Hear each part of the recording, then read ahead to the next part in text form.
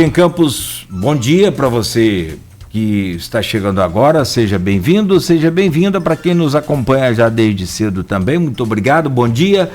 Nós hoje no Folha no Ar, primeira edição, estamos recebendo o Arthur Borges de Souza, ele é neurocirurgião e superintendente, né, do Hospital Ferreira Machado. Nessa edição de hoje, que tem o oferecimento dos laboratórios Plínio Bacelar, Clínica Proteus e Dedumas Baterias. Algumas das perguntas que a gente vira e mexe tem aqui postado aqui, apesar de, né, entender, né, que a pessoa tem o direito de pensar isso, não entender o porquê, mas a gente repassa aqui pro doutor Arthur Borges de Souza, que é o diretor desse, que é um dos maiores hospitais, é o maior hospital da região, é referência na região, que é o Ferreira Machado, e a pergunta que eu deixei no bloco anterior é: só morre paciente aí no Ferreira Machado de Covid, ninguém está morrendo mais de nada? E a outra pergunta é: até quando que nós vamos ter então que ficar com esses preventivos, esses cuidados orientados aí, como máscara, álcool em gel, água e sabão, essa coisa toda, para manter, né, o vírus com a circulação baixa, doutor? Então eu vou começar, na verdade, pela segunda pergunta, né? Eu acho que, na verdade, a gente estava atrasado, né? Não é até quando, né? A gente estava atrasado, na verdade, nesses hábitos, né? Eu acho que o hábito de você lavar a mão, o hábito do uso de álcool gel, o hábito de tirar o sapato quando chega em casa, todos esses hábitos já deveriam estar sendo tomados, né? Se a gente olhar alguns países como o Japão, Coreia, eles já fazem uso de máscara muito tempo antes da pandemia, né? Quando estão em locais com aglomeração, né? E você vê que nesses países realmente a infecção ela foi, de certo modo, muito mais controlada do que aqui. Quanto à questão dos pacientes de coronavírus, é claro que não, né? Nosso hospital ele não tem esse perfil de atendimento de pacientes com coronavírus. Hoje, eu acho que a gente tem em torno de 10% de todos os meus pacientes são pacientes portadores de coronavírus, mas 90% ainda continuam sendo pacientes vítimas de politrauma, vítimas de cirurgias abdominais pediátricas, de neurocirurgia, de ortopedia, oftalmologia, otorrinolaringologia, pacientes das especialidades cirúrgicas. O hospital ele tem um volume de atendimento muito alto, mas veja, em 2019, antes da pandemia, a nossa média anual chegava a 87 mil atendimentos. 87 mil atendimentos por ano. Ano passado a gente ficou em torno de 58 mil, 59 mil pela pandemia. Então houve realmente uma diminuição do número de acidentes e de pacientes que vieram ao hospital devido a essas medidas de afastamento. Isso que essa é uma conta também que precisa ser levada em consideração. Mas cuidado, não, a questão da gente não ter convívio em grupo, acho que isso vai ser resolvido. A partir do momento que a gente tiver a imunidade de rebanho, né, se tiver pelo menos 60%, 70% da população ou vacinada ou que já teve a doença, você vai transformar o Covid, na verdade, em casos esporádicos, como é o H1N1, né? Até hoje a gente tem casos de H1N1, mas são casos pontuais, né? Hoje esse R de transmissão de 1.3, 1.5, né, que é 100 pessoas transmitirem para 150, isso não vai existir, né? Porque você vai ter 100 pessoas tentando transmitir, 70 estão vacinadas, 30 ela não encontrou, não vai transmitir para ninguém, vai transmitir para uma, duas pessoas dentro do universo, né, que a gente tem de pacientes aqui. Então, na verdade, quando a gente tiver a imunidade de rebanho, isso vai se adaptar. A minha pergunta não é essa, a minha pergunta é: será que esse Covid vai ser a última pandemia que a gente vai ter, ou isso vai ser o início de uma nova era agora que a gente vai ter o vírus mutando e tendo vários tipos diferentes, tendo que manter isso? A pergunta tem que ser outra, eu acho, na verdade. E a sua opinião qual é quanto a isso? Eu acho que esse vírus, realmente o coronavírus, a grande característica dele é porque ele é um vírus muito eficiente. A palavra principal dele é essa, né? Porque ele é um vírus que consegue infectar muita gente, tem um tempo de transmissibilidade alto e que não tem uma mortalidade alta, né? Você pode comparar ele com o ebola. O ebola é um vírus péssimo. Por quê? Porque ele vai infectar a pessoa, 60% vai falecer e não dá tempo de transmitir. Então, na verdade, a efetividade do ebola é muito menor do que a efetividade do coronavírus. Ele é muito mais eficaz no objetivo dele, que é ser disseminado. Acho que a gente vai ter que, essas medidas que a gente toma hoje vão ter que ser mantidas. Acho que também que a vacinação, como a gente vê, a gente tem duas cepas diferentes hoje circulando, duas cepas principais circulando. E já foram feitos testes com a vacinação dizendo que a vacina cobre em torno de 70% a 90% das cepas. Então, eu acho que isso vai criar uma medida protetiva também.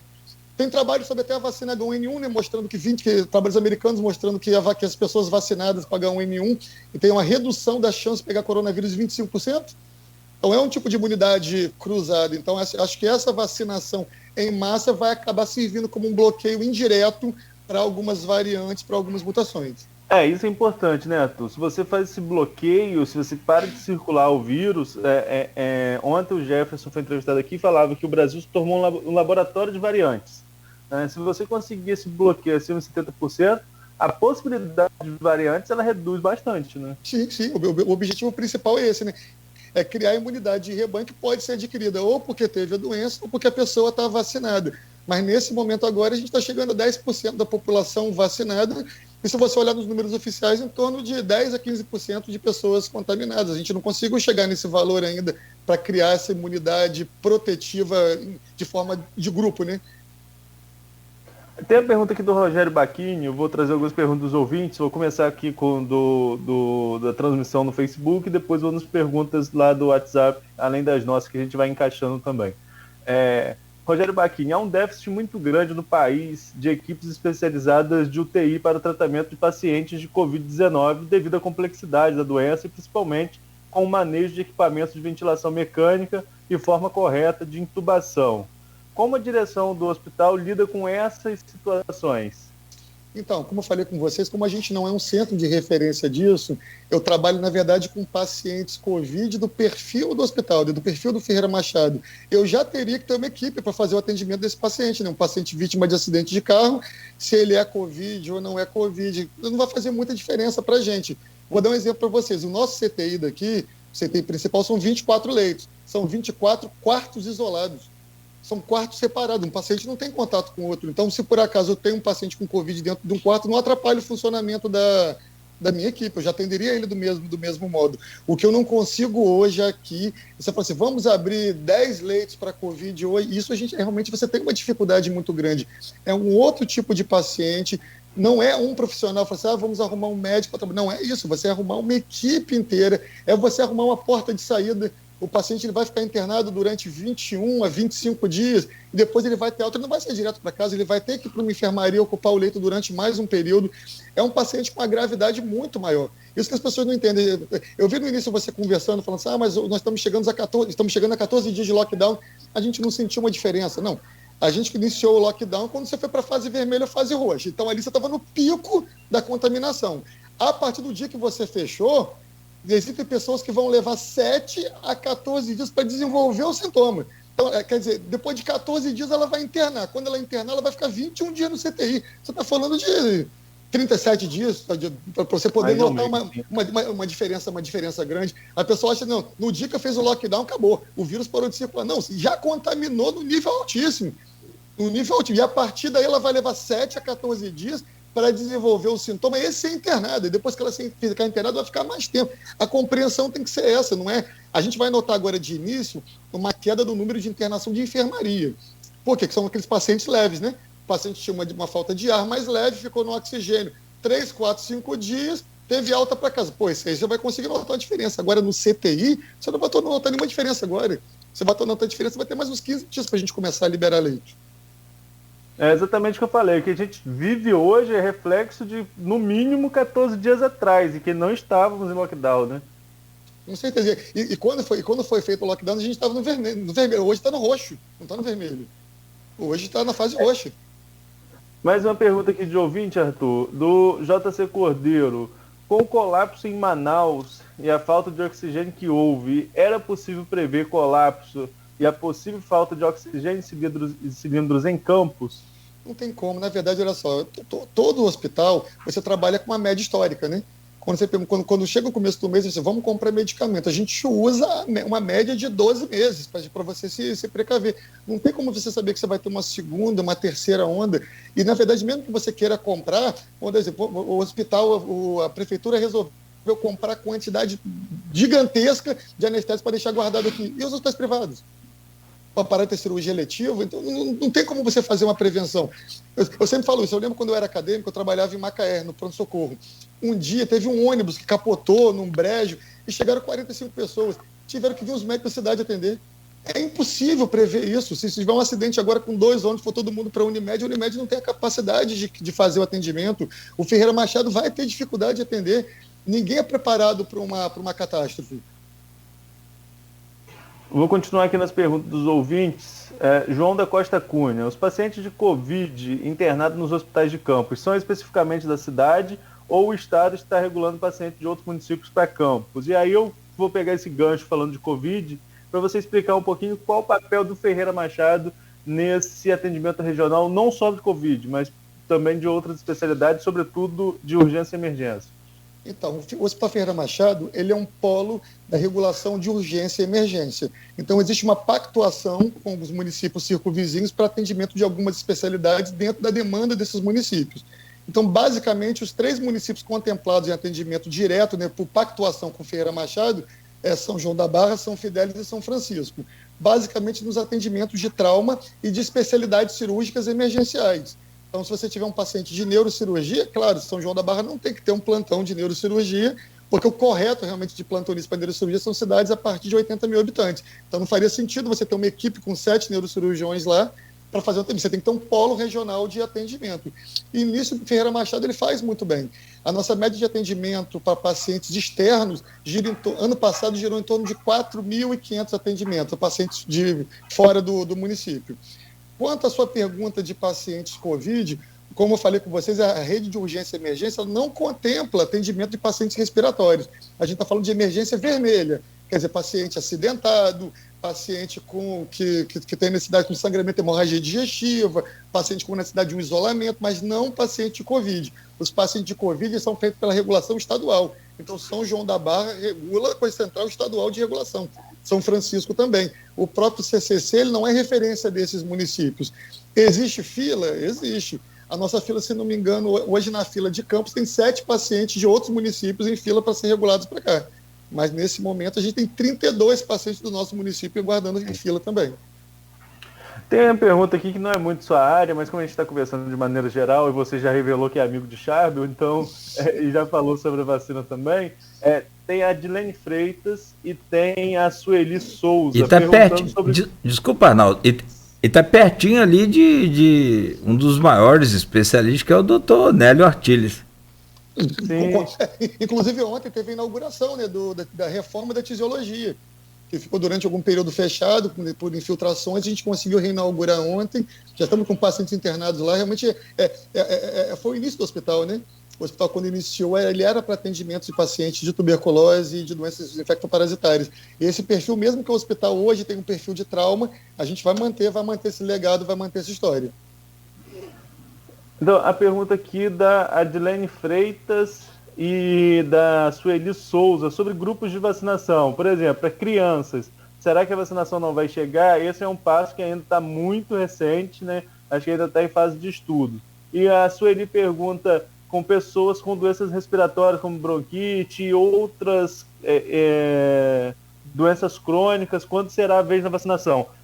Não é o município que determina isso, né, Arthur? Não. Na verdade, como eu falei com vocês, quando a vacina ela vem para cá, ela já vem com uma determinação federal das faixas etárias dos grupos prioritários. Simplesmente o que o Charbel faz é tentar executar do melhor jeito possível para evitar aglomeração, evitar fila. Mas a gente não pode decidir hoje, da nossa cabeça, olha, eu decidi que hoje eu vou vacinar as pessoas de 25 anos com diabetes. Não vai ser contemplado. Nesse momento a gente não vai conseguir isso. A vacina não é de campus. A vacina é do governo federal, encaminhada para grupos específicos dentro do calendário que foi criado pelo governo federal. Quanto à questão das crianças, infelizmente a vacinação ela não foi testada em crianças. Então, realmente, a Coronavac está começando a ter testes agora e a vacina da Pfizer ela só é disponibilizada, mesmo fora do Brasil, a partir dos 16 anos. Correto. Tem aqui também, a gente está encerrando as perguntas aqui do Facebook, a pergunta da Nice Barcelos. Gostaria de saber qual a eficácia do álcool gel, pois ao usarmos ele se espalha sem secar completamente. Se tivermos com o vírus nas mãos, o que acontece com ele? Por que só o álcool gel? Acho que não é só o álcool gel, né? O álcool 70 também tem eficácia. Mas não é isso, na verdade acontece. Se a gente usasse o álcool normal, 96%, o tempo de evaporação dele é muito rápido. Às vezes não dá tempo de você quebrar aquela camada do vírus, em que o álcool, o objetivo dele é esse, é quebrar essa camada do vírus e destruir ele.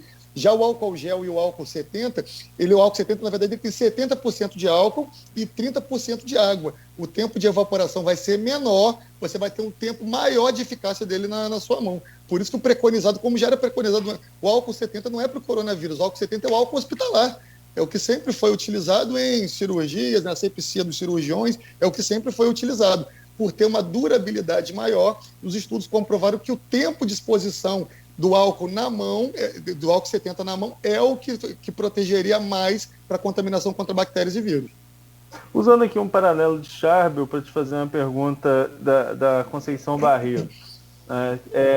Charbel falou aqui que nós estamos trocando pneu com o carro andando, porque há um ano praticamente, né? Porque tudo é muito novo, né? Alguns protocolos hoje já se consegue ter conhecimento, mas nem todos ainda se tem. A Conceição Barreto pergunta: quem teve Covid pega de novo? Ainda está muito aberto isso, né? Não, pega sim. Na verdade, acontece, na verdade, são duas situações. Primeiro, eles acham que as pessoas com quadros mais leves, a imunidade que você pode criar pode não ser uma resposta imune tão alta. Aí vem o grupo da vacinação também. Mas então por que se eu tive o coronavírus vivo dentro de mim, como é que eu não criei uma imunidade e vão me dar uma vacina com vírus morto e eu vou criar imunidade? Mas a vacina não é pegar o vírus, matar e injetar em você. É você pegar e você potencializar no vírus as proteínas que vão induzir a formação de mais anticorpos. Se fosse só matar o vírus, não injetará. Qualquer vacina seria fácil de ter, né? Não teria que ter pesquisa, não teria que ter estudos. Na verdade, o que eles tentam se fazer na vacina é pegar o vírus morto e amplificar a resposta a determinadas partes desse vírus para induzir uma resposta autoimune, resposta do seu organismo maior. Do mesmo modo, a pessoa que teve um vírus vivo, mas teve um quadro oligossintomático, né, com poucos sintomas ou assintomático, eles acham que esse paciente pode não gerar uma resposta imunológica suficiente para criar anticorpos, que sejam anticorpos que durem e sejam efetivos para prevenir uma nova infecção. Mas pode pegar sim, até mesmo porque a gente hoje, você já sabe que tem pelo menos 2 variantes em campos e no mundo, se não me engano, já tem 6 variantes, né? Certo. Quando eu falo assim que é incerto, porque essa questão, o que era incerto que eu quis dizer, não que pegue de novo, também concordo com você. Falando assim, essa questão da imunidade, a gente não sabe, por exemplo, que vai ter, de quanto em quanto tempo que nós teremos que tomar vacina, por exemplo, ainda, né? Não tá isso. Não sabe, da gripe a gente não toma todo ano?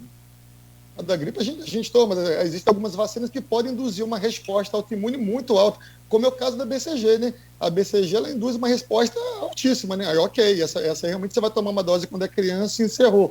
Mas as vacinas que não induzem a criação de anticorpos, ou que pegam vírus muito eficientes e que fazem várias mutações, eu acho que a gente não vai tomar uma dose, realmente não vai ser. Eu acho que talvez tem que ser campanhas realmente anuais, como é a campanha da vacina do H1N1, a vacina da gripe normal. Agora aqui, uma curiosidade. Você já tomou as 2 doses da vacina? Já tomei as 2 doses. Já passou os 15 dias? Já passou os 15 dias.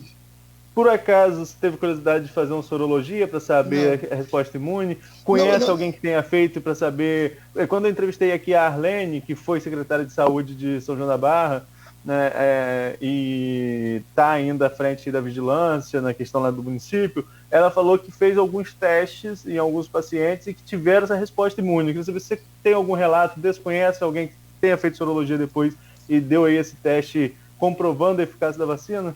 Então, eu tive colegas até que foram até cobaias na época do início, né, da vacinação, e que participaram do estudo e fizeram realmente a sorologia. Mas o que tem que ter na cabeça, quando a gente fala de resposta imune, quando você fala de anticorpo, você está falando só de uma resposta celular, né? Você pode ter uma reatividade humoral ou pode ter uma resposta celular. Você pode ter do anticorpo ou imunidade da célula. Então, o fato de você não ter gerado, às vezes, anticorpo numa quantidade tão alta, não quer dizer que você não esteja protegido. Às vezes, pela imunidade humoral, você está protegido. E pela celular, você pode estar protegido também.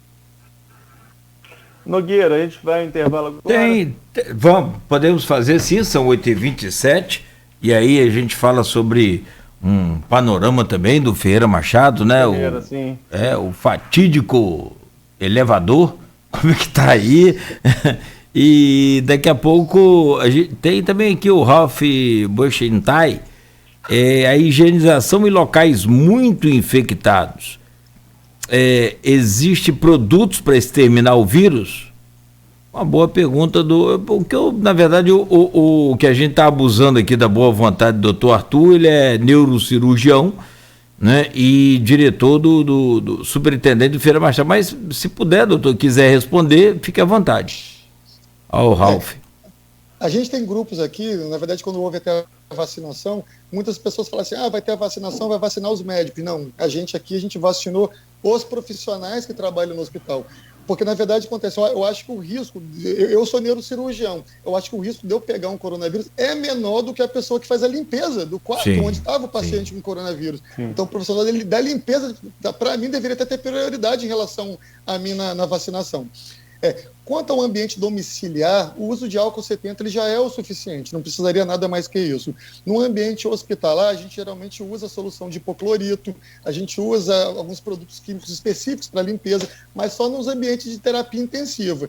No ambiente do hospitalar normal, o álcool 70 e hipoclorito já é o suficiente para... O hipoclorito é água sanitária, né? Já seria o suficiente para você fazer a limpeza necessária. Perfeito. Bom, são 8h29. Eu vou até aproveitar o gancho. Tem um empresário em Campos que tem feito esse tipo de sanitização aí em vários pontos da cidade, que é o Renê Siqueira, ele é da indústria Limpio, fez agora recentemente no 8º Batalhão também, ele aplica nos carros, aplica em tudo lá. É interessante. E tem um agradecimento aqui a Conceição Barreto, gratidão ao setor de tuberculose. Cuidou muito bem do senhor Josué, um morador de rua que saiu de lá curado. Atendimento excelente. Bom, 8h29, voltamos em instantes com o Folha no Ar, primeira edição ao vivo aqui pela Folha FM, nosso streaming também aí no Face, onde você participa, interage aí conosco, no oferecimento dos laboratórios Plínio Bacelar, Clínica Proteus e Dedumas Baterias.